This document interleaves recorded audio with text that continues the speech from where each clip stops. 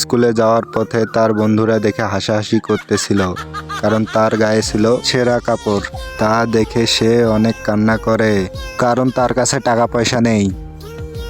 সে অনেক পরিশ্রম করে এবং নানান রকম কাজ করে অল্প কিছু টাকা উপার্জন করে ছোট্ট একটা ব্যবসা দাঁড় করায়।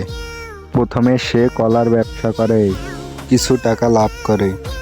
তারপর সে করে কমলার ব্যবসা, তারপর সে করে টমেটোর ব্যবসা। তারপর সে অনেক টাকার মালিক হয়ে যায়। সেই টাকা দিয়ে সে নতুন জামা কাপড় কেনে এবং সে নতুন জামা কাপড় পরে স্কুলে যায়। তা দেখে তার বন্ধুরা চমকে যায়।